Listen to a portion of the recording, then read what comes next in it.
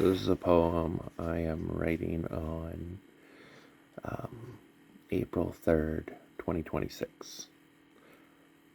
I was a kingdom of fire and shadow, a vessel overflowing with willing demons. In their infernal ranks they gave me a name, I wore it like a crown, Winterwolf, the Death Child. I made pacts not as a supplicant, but as a partner, offering my flesh and will as a glove for their chaotic artistry.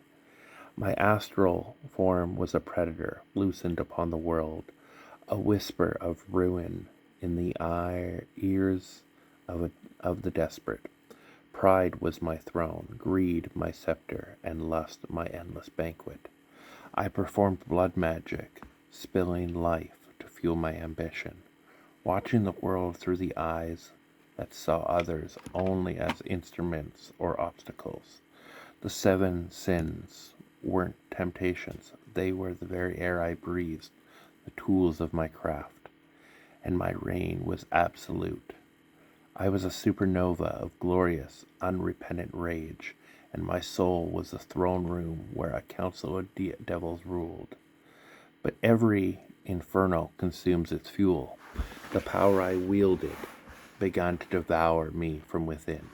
As my body finally broke, my spirit found itself stranded on a desolate island of my own making.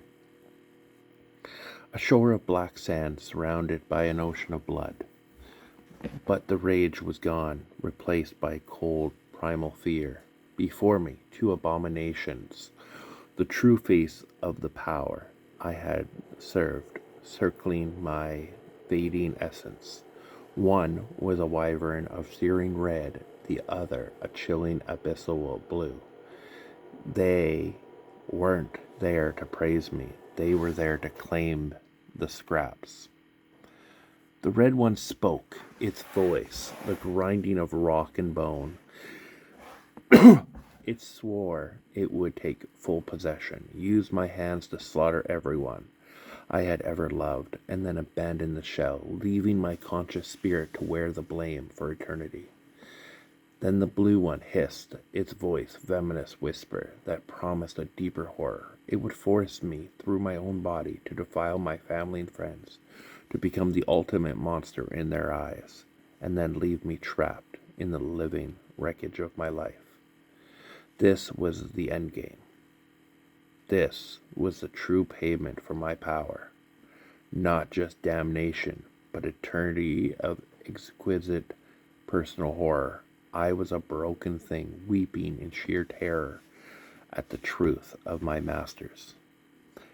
As I sat there, utterly shattered, a new voice echoed across the desolate landscape, a voice not of this world, a sound of pure authority and light that shook the foundations of my private hell. It was his voice, and it boomed through the bloody sky directly at the demonic beast. Leave my child alone.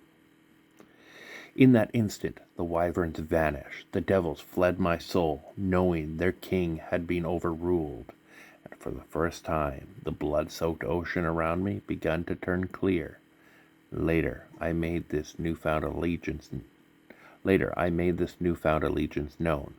I was baptized in the cold, vast waters of Lake Superior, and as my head went under in full immersion, I felt the beast within me give a final, scalded shriek of agony before collapsing. When I emerged gasping from the depths of the great lake, I felt a new gaze upon me, a cold, focused hatred of Satan himself, a silent promise that this war was now personal. But the fear is gone. The beast remains, but it is no more than an injured newborn pup, whimpering in a corner where a throne once stood. Its power is broken. The battlefield has changed, but I am no longer a warrior of rage.